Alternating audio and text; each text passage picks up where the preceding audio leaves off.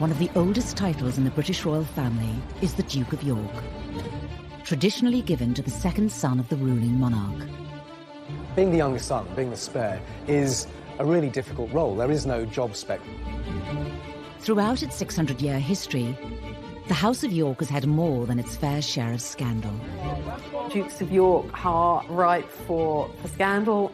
There are always going to be pitfalls. Of course, you have all the perks and privileges of being royal and none of the responsibilities. Some very formidable characters in our island history have been Dukes of York. There's the infamous story of the princes in the Tower who were allegedly murdered by their uncle, Richard III. But now the current Duke of York, Prince Andrew, is facing scrutiny. As the second son, Andrew spent his childhood and, of course, his adult life he has spent in the shadow of his older brother. A bit naive, but then his judgment has always been a bit naive. Did you have to go by private jet to Newcastle? Yeah, because there was no other way of getting there and back. A naval officer and celebrated war hero. When there are missiles and things flying around, at that precise moment, you are on your own. I don't call it escapism at all. James Bond is escapism, and I'm not a commander yet. A playboy prince, once second in line to the throne.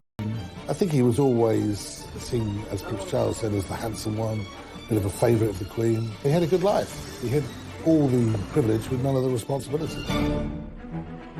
Now caught up in a story that has shocked the world. I think it's fair to say that this is a scandal of an entirely different nature. This is by far the most damaging of allegations. Poor old Prince Andrew, he rarely seems to be out of the papers these days. Prince Andrew, you're going to resign, Prince Andrew. You're an embarrassment, sir. What impact will the current Duke of York have on the future of the monarchy? He's never been far away from controversy, but his connection with Epstein, that ill-fated friendship, has inflicted the greatest damage on his reputation as a member of the royal family. What will this latest scandal mean for the House of York?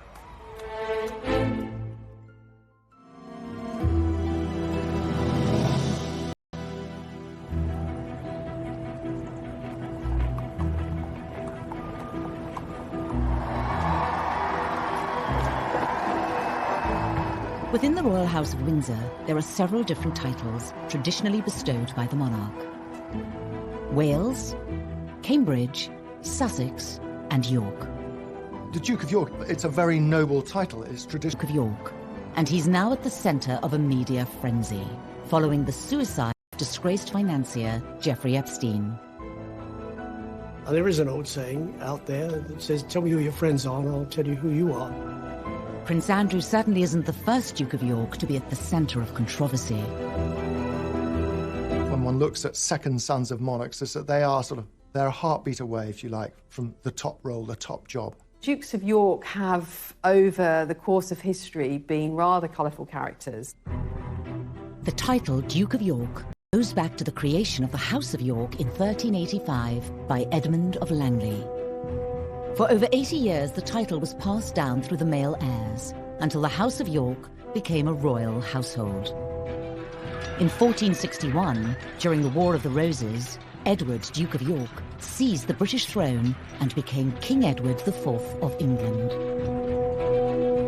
He gave the title Duke of York to his second son, Richard, a tradition that has continued to this day. The first second son to have that title was Richard, Duke of York. And Richard, Duke of York, was right bang in the middle of the Wars of the Roses, at that time when the houses of York and Lancaster, both which had claims to the throne, were basically fighting for the throne. But Richard's life would be a short one after he disappeared in mysterious and macabre circumstances. There's the infamous story of the princes in the Tower who were allegedly murdered by their uncle, Richard III, the king in the car park, as many people know him. And allegedly he killed his nephew in the Tower because he wanted to be king himself. The story goes that the 9-year-old Duke of York, Richard, and his older brother Edward were locked away in the Tower of London as part of a villainous scheme to claim the throne. Their bodies were never found. history holds that, their bones are there in the Tower of London. With no male heir, the Duke of York title went into extinction with 9-year-old Richard's death. But just over a decade later, after a shift in the monarchy, the title was given to the next second son in line to the throne, a certain Henry Tudor. Infamous Henry VIII, of course, was also a second son. He was the second son of Henry VII. He wasn't supposed to be king, but when his brother, Prince Arthur, died, he not only married his former brother's wife, but he also became king. Arguably one of the most notable Duke of Yorks to become king is Prince Andrew's grandfather. Some very formidable characters in our island history have been Dukes of York. The Queen's much-loved father, on whom she pretty much has based her entire reign, so she holds that position extremely dear to her. The Duke and Duchess of York with their little daughters arrive in the first carriage, and Princess Elizabeth lingers on the steps to take stock of the scene. The abdication of Edward in 1936 paved the way for Elbert, the Queen's father, to give up his title as the Duke of York and become King George VI. When the Duke of York realised that he was going to have to become king, he broke down and cried. Because he said, I don't know anything about it. I haven't trained to do this job. And you certainly do need training to do that job. To be placed in the position of having to choose between love and the throne is one of life's most tragic dilemmas, even if the dilemma is of the king's own making. It's one of the most pivotal moments in the history of the British monarchy. Princess Elizabeth, as the daughter of the Duke of York, yes, she probably would have been a working royal, but her whole destiny was changed. And in fact, the history of the British royal family was changed. Over time, the Duke of York role has become known as the spare heir. Being the youngest son, being the spare, is a really difficult role. There is no job spec for it. There are always going to be pitfalls. Of course, you have all the perks and privileges of being royal and none of the responsibility. The Dukes of York are really ripe for drama and almost inevitably going to be problematic as they try and find a role for themselves when they don't actually have in their sights the big job, which of course is the crown. One of those titles that goes through the ages, and you try not to live up to a previous one, but eventually something comes up and smacks you in the face. Prince Andrew would not receive his official title of Duke of York until his marriage in 1986. But from birth, he was in the headlines, being the first child born to a reigning monarch for 103 years. Prince Andrew had a very happy childhood. He came 12 years after the Prince of Wales was born, and of course a little bit after Princess Anne was born. The third of 4 children, it was rumoured that he was the Queen's favourite. I suppose some might say that Andrew was spoilt far more than Charles was. I think family friends have certainly told me that he was the favoured son. She had more time for Andrew. He was her golden-haired little angel. It's said this perceived favouritism led to Andrew developing certain characteristics. He was quite cocky. He had a reputation as he grew up at school for being a little bit self-entitled, certainly very aware of who he was, a sense of self-importance. I think he was always seen, as Prince Charles said, as the handsome one, a bit of a favourite of the Queen. He had a good life. He had really all the privilege with none of the responsibility. In 1979, Prince Andrew would find a role for himself when he joined the Royal Navy as a helicopter pilot. Harpoon Master is on. FCS, Niles, trims, set, lights on. He wanted to make the Navy really his career for life, and he was a diligent young officer, with 1 or 2 exceptions. I mean, he is famously said to have remarked to one senior, very senior naval officer that a senior officer could call him H, being short for HRH. And the senior officer said, "And you can call me sir." And that, again, it gives you an idea of what the young Andrew was like. Basically, what I'm here for is to work the ship up into aviation, and also myself back into the deck. And actually getting back on the deck on a dark night is quite exciting. He was a good naval officer, diligent, hard-working.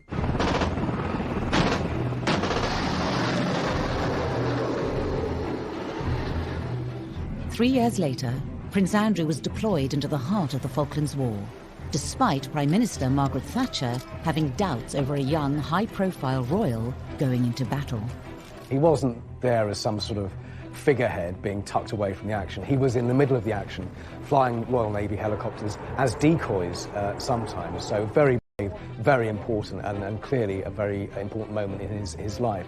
Harnesses locked tight to the back, please. And, The ruling monarch's second son fighting on the front line captured the headlines. At the time, you know, the Queen's second son to be involved in a military service in this high-profile war, the Falklands War, that, you know, was something that the whole country were very much glued to their television screens. I mean, this really was quite something, really, for a royal to be involved in this way.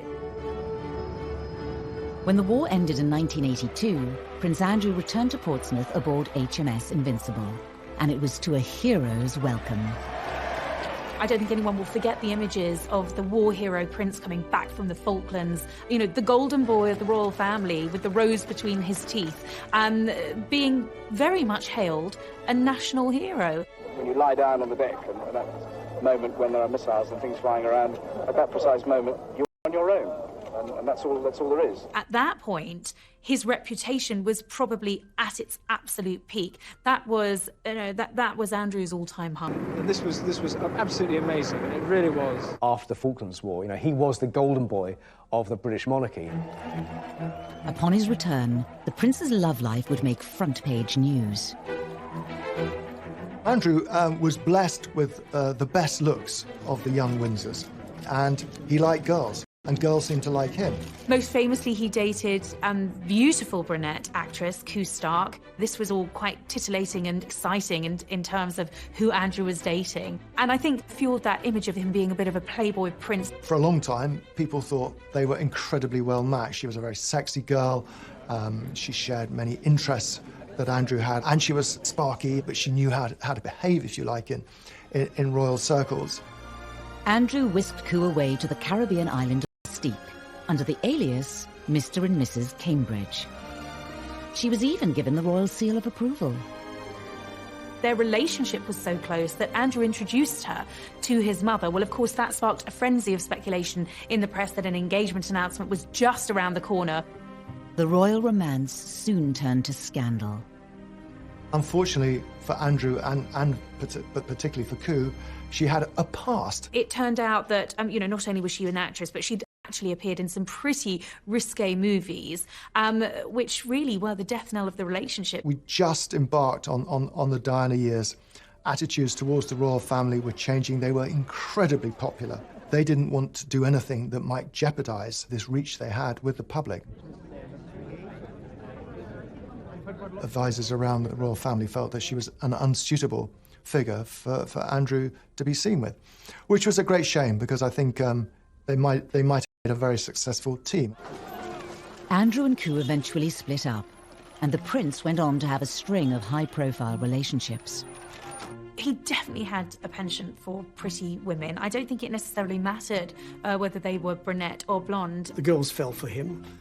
Quite a number of girls fell for him, and he had a succession of girlfriends. And in those days, there weren't many royals around to write about, and Andrew was ripe for being written about. The media dubbed him Randy Andy. I think the Playboy image was rather good for the royal family. I think it gave them a dose of Hollywood glamour that they were lacking, and it was quite exciting. To some extent, the reputation, the sort of Playboy prince was deserved, but, you know, in the same way that, you know, young royal princes will be young royal princes. The press loved this. You could see that this was, you know, Andrew at his prime. By the mid-1980s, despite a reported Playboy lifestyle and front-page headlines, the future Duke of York was a popular member of the royal family. I think he was brought up to believe that he was terrible. Despite being the spare to the heir, he was going to make a success of this. How then did he become embroiled in one of the royal family's biggest scandals? Prince Andrew, are you resigning? I think Prince Andrew's friendship with Jeffrey Epstein has been one of the most damaging things to happen to the royal family within the last 30 or 40 years.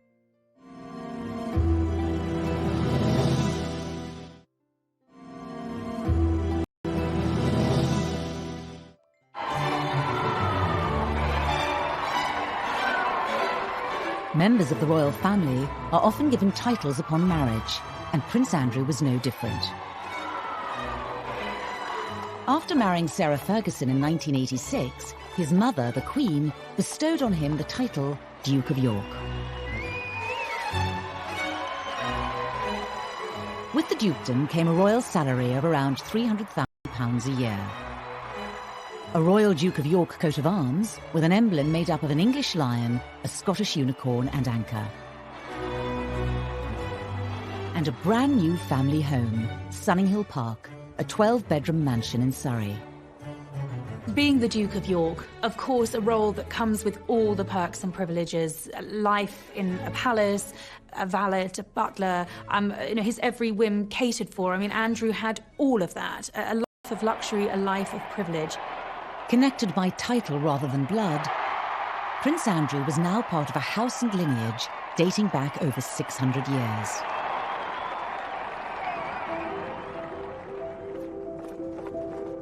But his chapter as the Duke of York would not be free from scandal. In 1999, Prince Andrew was introduced to Jeffrey Epstein. This acquaintance would go on to result in one of the House of York's biggest controversies. Jeffrey Epstein was a multi-millionaire American hedge fund manager who socialized in the company of rich, powerful men and beautiful women. I think they became friends very quickly. Andrew has always been attracted to rich men and money, and Epstein was, by all accounts, a charismatic fellow. There's one thing in America that trumps cash. It's royalty. Epstein had the cash, Andrew had the cachet. And of course, Andrew was a real-life prince. Americans love British royalty. In 2008, Jeffrey Epstein was found guilty of procuring a person under the age of 18 for prostitution and went on to serve 13 months in prison. Prince Andrew's past meetings with Epstein before he was convicted were now under intense media scrutiny. Andrew would invite him to Balmoral, the Queen's private home at Balmoral, invited him shooting at Sandringham, the Queen's private home, and, was really kind of invited into the heart of British society.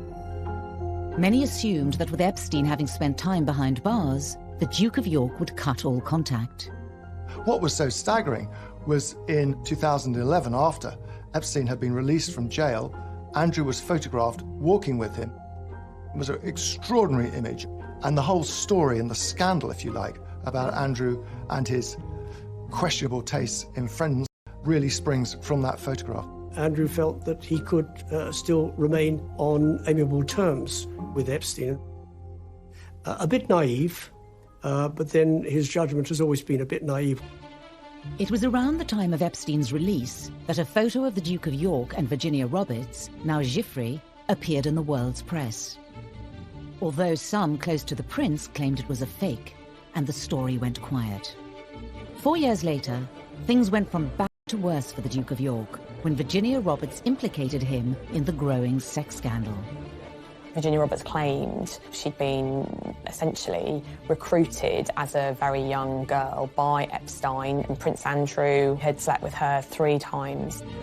Prince Andrew strenuously denied all allegations, and the accusations were later thrown out of court after the judge ruled them immaterial and impertinent. At the moment, these are allegations. Nothing has been proven, and in this country, you are innocent until proven guilty. Nonetheless, allegations of this nature are incredibly damaging. Did you recover from this, sir? In 2015, with questions still looming over the Duke of York, he was forced to address the accusations during a royal engagement. Firstly, I think I must and want, for the record, to refer to the events that have taken place in the last few weeks. And I've just wished to reiterate and to reaffirm the statements which have already been made on my behalf by Buckingham Palace. This was one scandal that would not go away. In July of 2019, Jeffrey Epstein was charged with further counts of sex trafficking. He committed suicide in his cell whilst awaiting trial. With the eyes of the press back on Epstein and his associates, Prince Andrew once again became front-page news. This time it was a video from 2010. And like the photo in Central Park, it showed the Duke of York spending time with Epstein after the latter's conviction. A video of Andrew at Epstein's townhouse in Manhattan, where there was lots of going on. The Duke of York strongly denied any wrongdoing, but the press continued to ask serious questions of him. Members of the royal family have to be really careful about the company they keep, and I think that the main charge against Andrew is the company he has kept. He's guilty of one thing, and that's poor judgment, of going to see Epstein after he was convicted. The ultimate lack of judgment is having a friendship with Epstein at all. He sounds like an evil, dreadful pedophile. Prince Andrew's accusers were turning up heat. In explosive scenes captured outside a New York courtroom in the summer of 2019, Virginia Roberts continued to accuse the Duke of York. On the steps of the court, Virginia Roberts said, and this is incendiary, said Andrew knows what he has done. He knows exactly what he's done, and I hope he comes clean about it. Thank you. That's what forced Prince Andrew into issuing his latest statement. The Duke of York chose to clarify the facts around his relationship with Epstein by issuing a statement. As well as being appalled by the alleged crimes, Prince Andrew claimed that he only saw Epstein once or twice a year, and that he did not see, witness or suspect any behaviour of the sort that subsequently led to his arrest and conviction. I think he was trying to apologise. It just prolonged the story, made everything worse, and it raised a lot more questions. It does beg the question, well, why has it taken him 9 years to respond in the way he has? The photograph has been around and the allegations since before 2010. Why on earth didn't he say something then? In spite of the negativity in the press, Her Majesty the Queen has continued to stick by her son. He assured her of this the first time round in 2011, and he assured his mother then that she had nothing to worry about. I was told by a source very close to the family he has her full support. And after this news had broken, the Queen was pictured being driven to church in Scotland with her second son, smiling broadly for the camera. What better way, I suppose, to send out a very clear signal and show of support? The Queen was once again standing by her son. It certainly isn't the first time that the Queen's second son has had questions asked of him by the world's media. I think in royal circles there's a bit of a despairing and wringing of their hands because, this wasn't just a one-off. There has been so many questionable decisions that Andrew has made, and there's a sense of for goodness sake, when were you going to wise up? The comments that are made about an extravagant lifestyle and so forth. Is that fair? What is an extravagant lifestyle? Travelling by... In 2019, the Duke of York, Prince Andrew, hit the headlines following the suicide of convicted paedophile Jeffrey Epstein. His association with Epstein was another controversy to add to the growing list that has plagued the House of York. Prince Andrew is not the first Duke of York to be mired in controversy, but I certainly think the Epstein allegations are perhaps some of the more serious in the history of Dukes of York. But this latest scandal isn't Prince Andrew's first brush with the press. In 2001, Prince Andrew stepped down from his military position in the Navy to take on a parliamentary role as the British Trade Ambassador. There was always the question of what next for the Duke, and this ticked all of the boxes. Andrew was determined to make a success of being trade envoy, and I think as an ambassador for Great Britain, certainly in those early days of that role, I think he did quite a good job. I mean, he certainly had pulling power. You would hear MPs saying that he was the greatest asset for Britain in terms of trade and industry, because frankly, you get a call saying, would you like to meet Prince Andrew, the Duke of York? Yes. Prince Andrew's royal profile opened many doors for British trade. Pretty impressive, 6,000 jobs and £1 billion worth of investment. I mean, that's not something to be sniffed at, is it? It isn't. And what's really encouraging about that is that that's gone into about 931 starting and scaling businesses, and 97% of those 931 are still operating today, and they're still growing. But some also feel that the Duke of York's new job came with other perks. Every June, every royal correspondent goes to Buckingham Palace to look through the royal accounts, and we all go straight to the travel document, because that's the one we all understand. How much the royal train costs, how much those private flights accosting. And year after year, he would be at the top of the list. Or in what used to be known as a Queen's Flight aircraft. And he'd do the business on behalf of British Trade International. And then he'd go off and get the golf clubs out the boot of the plane and go off and play golf. The Duke of York's frequent travel and mode of transport quickly garnered him yet another nickname. Air Miles Andy was a nickname which refused to shift for many, many years. He was stung by the nickname because he thought it was slightly insulting to him, as though he was just sort of gallivanting around the world, having fun, whereas his argument was, look, he's there on official business. He's doing what the government asked him to do. One year in particular, Prince Andrew cost the British taxpayer over £500,000. This was seen as not on. And quite frankly, it wasn't on. It's not the sort of things you do. If you go out and you're there doing a job of work on behalf of UK PLC, you do the job of work, you come home. If you want to go and play golf, and you make your own arrangements, get on an aeroplane and pay for the fare yourself and fly off. And unfortunately, he didn't do that. The Duke of York agreed to a one-to-one television interview. I am not doing this, as it were, for my own good. I am not getting any return for this. This is all done on behalf of the UK. It's not done on my behalf. If I was doing it, I wouldn't, as it were, allocate my time in this way. Can I ask you, as I inevitably must, about the criticism that is sometimes, even often, levelled at you in this job, the comments that are made about an extravagant lifestyle and so forth? Is that fair? What is an extravagant lifestyle? Travelling by private jet, using helicopters when you could take a train? But it is again, it is the maximisation of my time for the best value for money, and that's the way that and I'm not the one that makes those decisions. In truth, it became quite a problematic role for Andrew. I think he frequently found himself having to defend himself, having to defend the flights that he was racking up. That became an issue. That became more of the story than Andrew representing Britain overseas, and that was a problem. Did you have to go by private jet to Newcastle? Yeah, because there was no other way of getting there and back, bearing in mind from what I was doing before and what I was doing afterwards. On top of the alleged travel perks, Andrew continued to be in the headlines. Once again, it was because of the company he was keeping. It was the meeting with the Gaddafis where I think eyebrows were raised. He entertained the ousted former president of Tunisia at Buckingham Palace. The fact that Andrew went out to foster these questionable relationships, offshore billions, was incredibly appealing to Andrew. He's not good at picking his associates. He's not good at picking his, I won't say friends, but acquaintances. Bottom line, he's grown up in palaces and castles. He's the son of the Queen. He is used to a certain sort of lifestyle.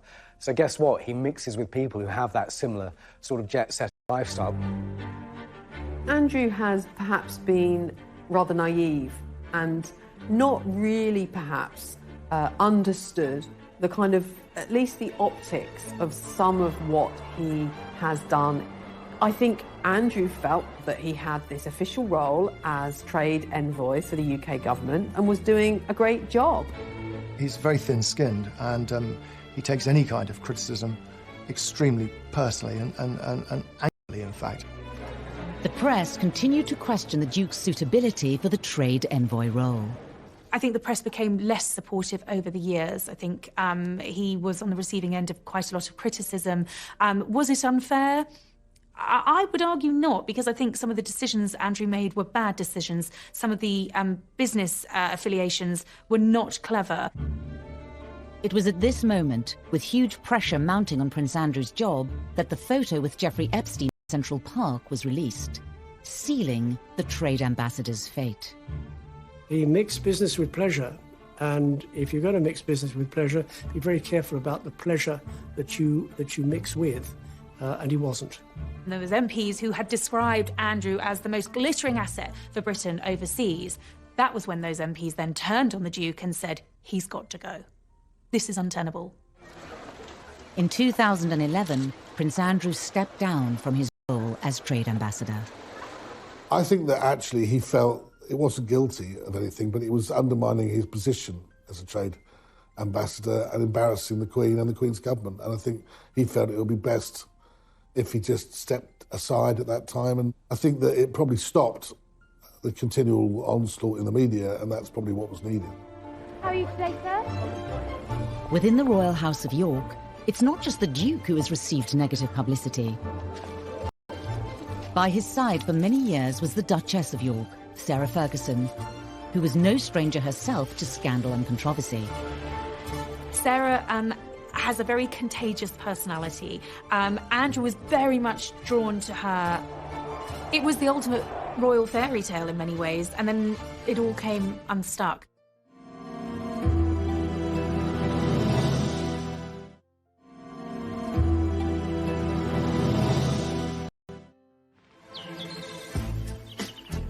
Prince Andrew has spent most of Playboy Prince and a much talked about trade ambassador. He received his official title from the Queen and became the 11th Duke of York upon marriage. Fergie and Diana were very good friends. And Diana was always trying to find a boyfriend for Fergie. And she came up with the idea of Andrew. Sarah Ferguson was typical jolly hockey sticks, daughter of an army officer, a polo player, skiing all over the Alps in the winter. She was always going to be an interesting addition to the royal family. And on top of that, she and Diana got on really well. Every June, when attending Royal Ascot, the Queen has a house party at Windsor Castle. And on this occasion, Diana invited Fergie, as she was known, with her freckles and hair and outgoing, bubbly humour. And she and Andrew apparently got on extremely well, so much so that they were feeding each other profiteroles from the dining room table. It was at lunch, wasn't it? Yes. We were made to sit next door to each other at lunch at Ascot. Yes, and you made me eat chocolate profiteroles, which I didn't want to eat at all. I then didn't have it, so I got hit. The Queen was delighted. She has always really enjoyed Fergie's company. Fergie's a horsewoman. She loves dogs, she loves country life, and she's fun. She's a really special girl, and the Queen absolutely adored her. Before long, the couple had announced their engagement. Could I ask you then, Miss Ferguson, do you remember what he said? Absolutely. But I'm not telling you. There would have been a sigh of relief that Randy Andy's days of hitting the nightclubs were over. I mean, this was really the height of popularity for the royal family, the wedding of Charles and Diana, William and Harry being born, and then it was Andrew and Fergie. The press were hugely interested in Andrew and Sarah. They were tactile, they were loving, they were everything that Charles and Diana weren't. They were a great story. In 1986, just 5 months after becoming engaged, the pair married at Westminster Abbey. Prince Andrew and Sarah Ferguson became the Duke and Duchess of York. I think what was so exciting for the press during this period of those royal marriages was that for the first time they had the original Fab Four. You know, you had Andrew and Fergie, Charles and Di, these two very glamorous women. They were out there on the world stage. And I think at that period, you know, the future was very sunny and very bright for the royal family. The couple were whisked away on royal tours of Canada and North America, where the Duchess made quite an impression. What I remember about that in particular was The whole tour, letting my darling husband of a year and a day do all the public speaking. So we agreed, for once, that I should have the last word tonight. I think Andrew was very proud of her. I mean, she complimented him, if you like, in a way. She rubbed off some of his rougher edges. I mean, he was still a slightly abrasive character. She was good for him, yeah. One of the royal couple's stops was Hollywood.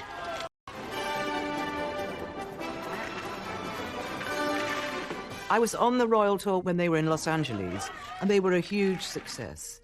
Everybody loved them. At last, I have the turn to talk. All these men around here. Love you. I'll see you later. Fergie appeared in different little outfits and had different bows in her hair, and it was all quite over the top. I'm so amazed by Los Angeles and the welcome that you've given us and me. But I never forget that the only reason I'm here is because I'm married to the Duke of York. There was a big reception and all the sort of LA crowd, and Fergie and Andrew really did well there. By 1990, the couple had welcomed 2 children, Beatrice and Eugenie. But cracks were beginning to form in the marriage. Fergie was finding life at the palace extremely difficult. She was being criticised hugely at this stage of her life. She didn't have Prince Andrew at her side because he was away doing his naval duties. So things just really started to break down. Captain. Good evening, sir. It's Red 30 Ranger, 6 miles. As well as the royal tours, Prince Andrew was still serving as a naval officer, spending more and more time away from his family. Captain Roger, yes, thank you very much. As a commanding officer, you can, on occasions, get extremely lonely and isolated if you're not careful. It's terrible. I mean, you're going away and leaving what you love behind. It's a fantastic job. All 3 services is a fantastic job for a single man. It's getting less and less so for a married man. I don't call it escapism at all. James Bond is escapism, and I'm not a commander yet. Sarah was basically a single mother at home with raising 2 children, and it put a huge strain on the relationship. The couple's marriage was under intense media scrutiny. Rumours of affairs began to circulate in the press. Fergie was already taught that the marriage was in great difficulty. She felt neglected by her own husband. She was being given a really hard time by the press. I think she was incredibly vulnerable. Speculation continued for months until the Duke and Duchess of York were forced to make an announcement. When Andrew and Sarah announced their separation in early 1992, very rapidly she was seen to be involved with a man who was euphemistically described as her financial advisor. A royal separation was only the start of the controversy for the Duke and Duchess of York, after now infamous photos of Sarah Ferguson were released in the media. I was with John Bryan the night the pictures appeared in one of the tabloid newspapers, and I'd gone to his flat with the Daily Mirror, and he phoned Fergie, and I could hear him talking to her, and you know, he's saying it's bad, it's worse than we thought. They'd managed to get pictures of her on a sunbed, and she was having her toes sucked by her financial advisor. These pictures were compromising, they were embarrassing, you know, shameful for Fergie. Things quickly worse for the Duchess of York. Poor Fergie, the following day, she had to go down to breakfast at Balmoral Castle, where all the papers were all laid out, as they always are every day, on a sideboard, and she had to sit there, and sort of the humiliation must have been awful for her. She fled Balmoral in tears, and she didn't return for a very long time. Sarah Ferguson was really cast to the outer darkness. It was the final nail in the coffin for Andrew and Sarah. The Duke and Duchess of York's relationship troubles were publicised the world over. Combined with other royal scandals, 1992 would prove to be a year that would haunt the Queen.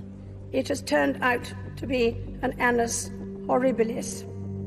I suspect that I'm not alone in thinking it so. The 1990s was a series of disasters, 1992 being the worst year in terms of royal breakups. 3 royal marriages, 3 of the Queen's children separated in 1992. Princess Anne divorced, Andrew and Fergie separated, Charles and Diana separated. Not only were her children's marriages deteriorating, but they were being played out in the press in the most lavish, spectacular fashion. It culminated in that famous speech that she gave, in which she described 1992 as her annus horribilis, a horrible year, her worst year, if you like. 4 years later, Sarah Ferguson and Prince Andrew finally divorced. Although no longer considered a royal, she was allowed to retain her title as the end to the media frenzy circulating the House of York. You know, Diana took millions from her divorce with Charles. Fergie took pretty much nothing. So Fergie is constantly chasing her tail and running out of money, and so she goes to more and more desperate means. She became a bit of a liability to Prince Andrew, and therefore I think he realised, and certainly the royal family would have realised, that, you know, while she still had these debts, she was a massive liability. Despite her divorce from Prince Andrew, in the late 1990s, Sarah Ferguson, the Duchess of York, embarked on an unofficial tour of the United States. She got involved with Weight Watchers. She seemed to be basically doing anything she could to earn a living, make some money. She had huge debts. She would spill her thoughts or her emotions in front of anybody who would listen to her. She became a kind of darling on the Oprah Winfrey kind of circuit in America. And this was exactly what a royal, even a sort of ex-royal, should not be doing. And she really did cause embarrassment to the royal family. Prince Andrew also found himself back in the headlines after he sold the marital home, Sunninghill Park in Surrey. The 12-bedroom country residence had been a gift from Her Majesty the Queen. He wanted to get it off his hands, and it was on the market and wasn't selling. And then, lo and behold, it was bought by one of the contacts he'd made through his travels, the son-in-law of the then president of Kazakhstan. And this generous individual not only bought the house, but he bought it for £3 million more than the asking price. It provoked many questions as to why. The answer has never satisfactorily been given. At the time, a spokesman for Prince Andrew said there was never any arrangement or impropriety, and that £12 million was a guide price, not an asking price. In 2010, rumours of bankruptcy for Sarah Ferguson began circulating in the press. And the Duchess of York became part of a huge sting from the news of the world, as seen here in a secret video recording. If we want to do a big deal with Andrew, then that's ridiculous. I do want, of course. Okay, of course. So 500,000. The fake shake for the news of the world got lots of exclusives, filming people agreeing to stuff or taking money, and the cash for access story with Fergie was incredibly damaging. It was another black mark against her. And then you meet Andrew. In the video, she is seen talking to the now discredited fake sheikh, offering access to Prince Andrew for £500,000. No one was surprised when she found herself a victim of a pretty unpleasant newspaper sting, and they got her on film boasting that she could get access. Embarrassing once again for the royals. The Duchess of York has said she was devastated by the news of the world sting, and that it was a serious lapse in judgment. She also later added that she felt tricked. Sarah Ferguson's reported financial difficulties would see a return of Jeffrey Epstein. In 2011, the Duchess of York admitted to accepting £15,000 from Epstein to help pay off her debts. One of the other complications to the story of Epstein and Andrew is the fact that the Duchess of York herself was acquainted with Epstein, and indeed he lent her money for the infamous debts that she had after her divorce to Andrew. Epstein was among a number of rich men who helped to bail her out. A bad choice, and I think the Duchess has since recognised that she should not have accepted money from him. Sarah Ferguson later said she had made a gigantic error of judgment. It all just is very, very, very unfortunate, and it's again this kind of lingering bad taste that Epstein has brought to the royal family's reputation in regard to both Andrew and Sarah. Despite all the controversy, over the years, Prince Andrew and the Duchess of York remained close. What I find remarkable is that despite all of the scandal, you know, the debt, the controversies, Andrew and Sarah have remained the best of friends. With the whole Epstein affair, Fergie has absolutely kind of stood by her man. I think she's been the one who's been in scrapes before, and Andrew's always stood by her. He's never thrown her to the wolves. He's always looked after her financially, emotionally. And I think this time she felt able to repay a lot of that debt. With the Epstein scandal showing no signs of disappearing, and Prince Charles set to one day take the throne, what does the future hold for the Duke of York and his family?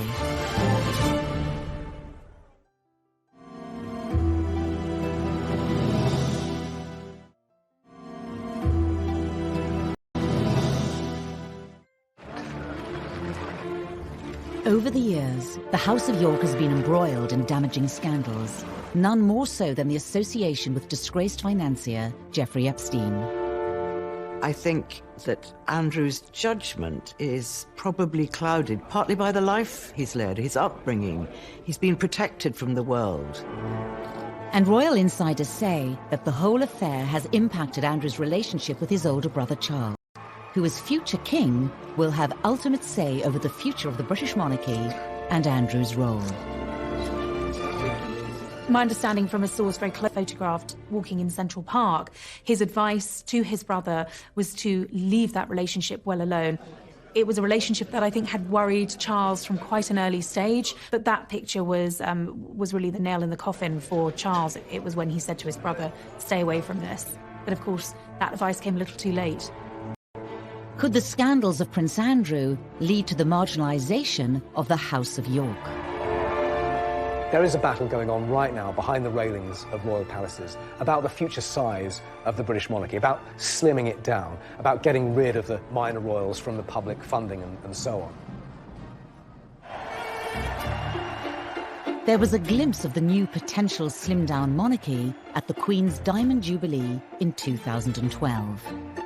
The Duke of York and his two daughters, Princesses Beatrice and Eugenie, were noticeably absent, further fueling speculation that Prince Charles was beginning to sideline the House of York.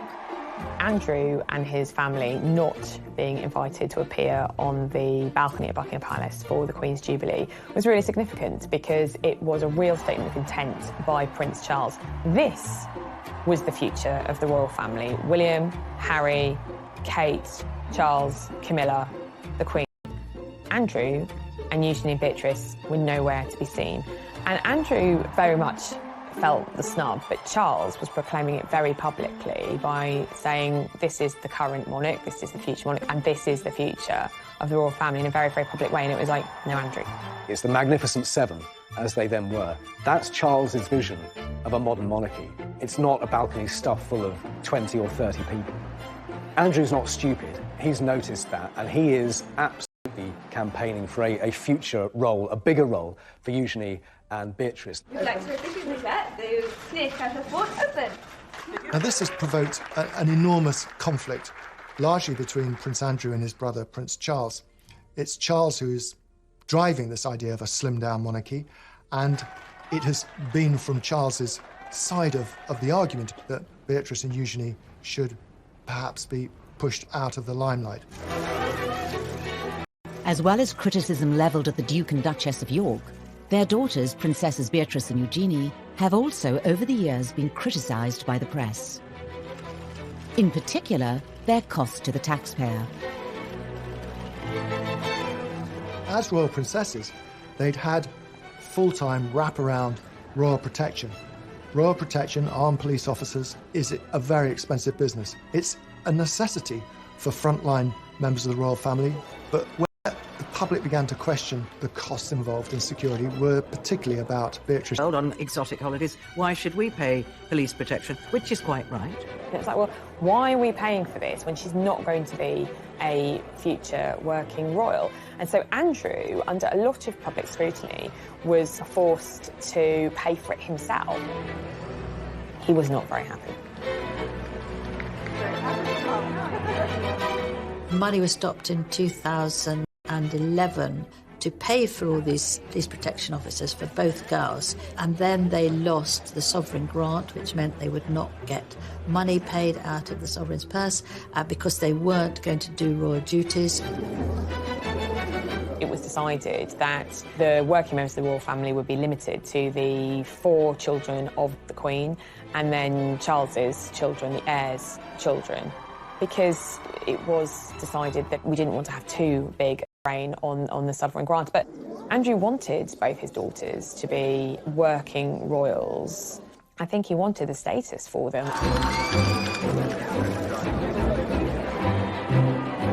You look at the Princess Royal, she's got 2 children, Peter Phillips and Zara Tindall. Both of them, without titles, have made their way in life quite admirably, without any handouts from anybody, without any titles, and it's worked for them. And if it's worked for them, then it should work for Beatrice and Eugenie.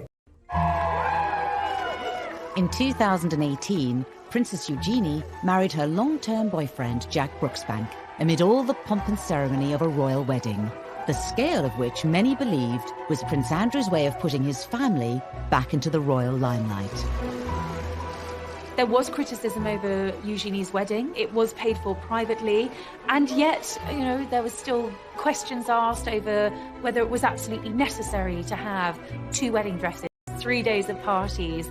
And I think for the Yorks, it's hard for them to escape that sort of controversy because they have been known for their exuberant spending over the years. Prince Andrew, becomes very grand and royal, and he makes things happen. You want to get married in St. George's Chapel? You'll get married in St. George's Chapel. You want the biggest party the world has ever seen in my back garden? You'll have it. Andrew was at pains to point out that this was a bigger wedding than Harry and Meghan's, and that they'd invited more people to fill St. George's Chapel. Of course, that was the same place that Harry and Meghan got married a couple of months earlier, because Jack and Eugenie had so many friends, so more people had to come. Eugenie had 3 days of parties. It was almost Andrew saying, yeah, Meghan and Harry, whatever you can do, I can do better. And with Beatrice's recent engagement to Italian property tycoon Edoardo Mapelli Mozzi, speculation regarding... And it was rumoured in the press that Prince Andrew was keen for his daughter's husbands to have royal titles, something the Duke of York denied. Very interesting the way that Princess Eugenie is still styled. Because her husband hasn't got a title, officially she should now be Mrs. Jack Brooksbank, and in the court circular and in correspondence, because that's her very archaic official title. But it's very interesting that she is styled Princess Eugenie, Mrs. Jack Brooksbank. So I think that was very much a sign from Prince Andrew that his daughter should be remembered, that she's still a princess. Despite Prince Andrew's best efforts to keep the House of York front and centre, what will the Epstein scandal mean for the Duke of York?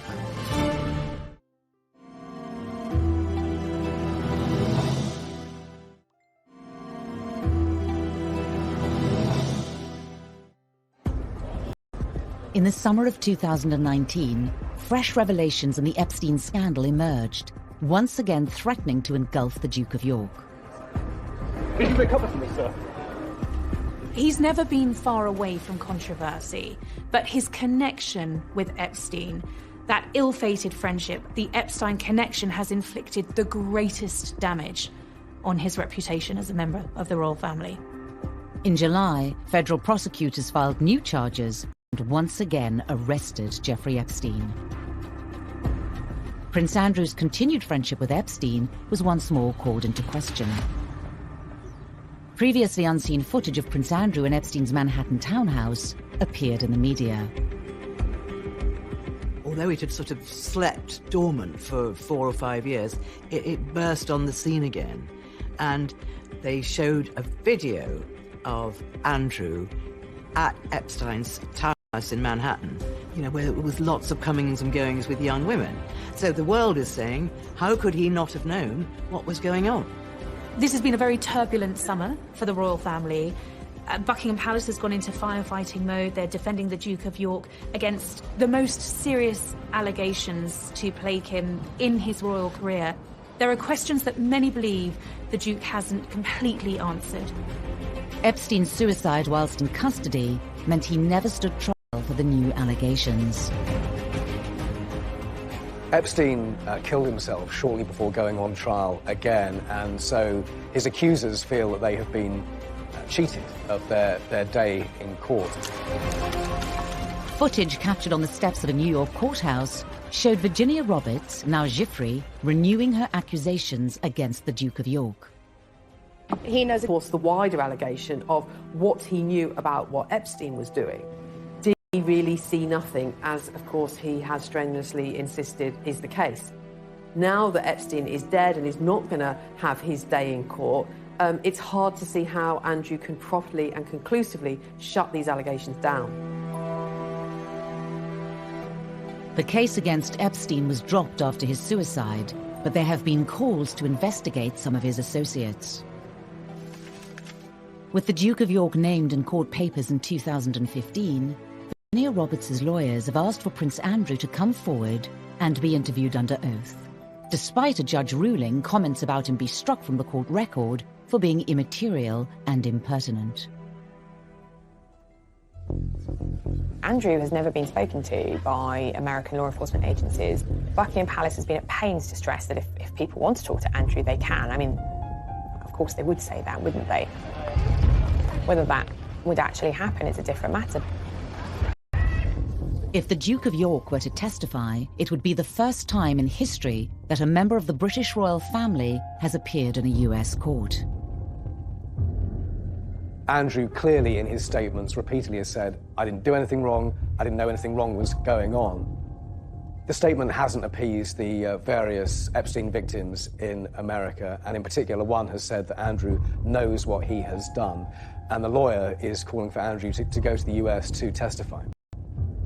Virginia Roberts gave a televised interview to American television program Dateline for NBC. It was a program watched by millions, in which she further detailed her alleged interactions with Prince Andrew. The first time in London, I was so young. Keelan woke me up in the morning and said, "You're going to meet a prince today." I didn't know at that point that I was going to be trafficked. This is not a trial by the media. It is an investigation. And it is not up to newspapers to point fingers. It's not up to newspapers to put him on trial. It is up to the Americans, as and when they have a case. Will he be a hostile witness to the FBI inquiry? Will he be dragged into some court case in America? That seems less likely. But surely someone is going to want some answers to very many questions about his connection to Jeffrey Epstein, to the girls, and to all those stories which have been buffeting the royal family throughout the summer months. Despite his protestations of innocence, we don't really know what happened, and therein lies the problem. And I think that this will continue to dog him, this affair. Yet to be seen. The royal family are, by their very nature, loyal to one another, and they close ranks and support each other. But Prince Andrew is testing that policy and that loyalty and, you know, family ties absolutely to the limit. The royal family, over the centuries, have been involved in all sorts of allegations, innuendo, scandals, and they have survived. They've survived for over 1,000 years, and they will continue to survive. Individual members of the royal family are not involved in this, only Prince Andrew. As Prince Andrew's future is discussed and speculated upon in every quarter, the title Duke of York is itself facing an unknown future.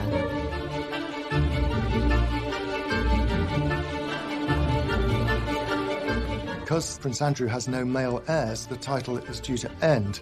But Andrew has only 2 daughters, and as things stand at the moment, as I understand it, the title will go into abeyance or die with him, if you like. And then it'll be up to another monarch, Prince William, who has 2 sons, and he could give his son, Louis, the title Duke of York when he comes to the throne. Currently 8th in line to the throne, questions remain over Prince Andrew's future and that of the royal house of York. His diary is having to be cleared because of the continued speculation, and it's really unsure and uncertain quite what's going to happen next in terms of how Andrew's going to rebuild what is now a very tarnished reputation. He's never going to get rid of this stigma. But it doesn't mean he can't live with it. It doesn't mean he can't go on, but it will always be there now. There is talk that he might withdraw completely from royal life. But he can't disappear completely. He's a member of the royal family. He cannot resign from the royal family. He is still Prince Charles's brother and the Queen's favourite son. This is very damaging for the reputation of the Duke of York. He would say, at worst, he's been too loyal to a friend, and he shouldn't have continued the friendship with Epstein. But, you know, when you have people on the steps of a court in New York saying he knows what he has done, I don't think anybody thinks this is the end of the story.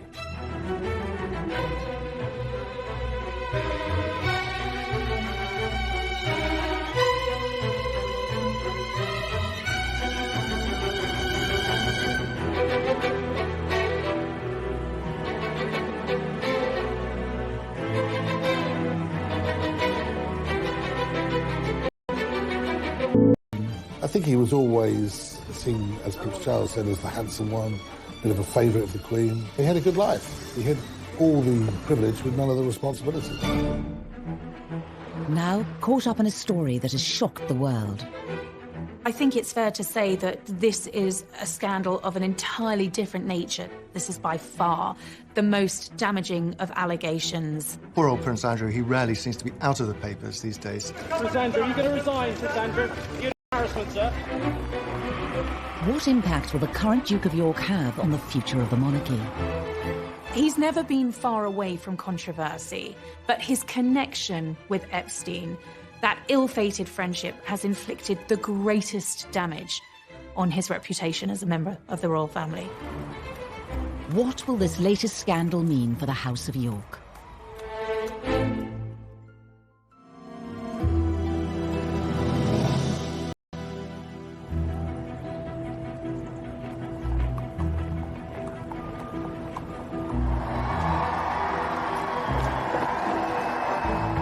Within the Royal House of Windsor, there are several different titles traditionally bestowed by the monarch. Wales, Cambridge, Sussex, and York. The Duke of York, it's a very noble title. It's traditional. Duke of York, and he's now at the centre of a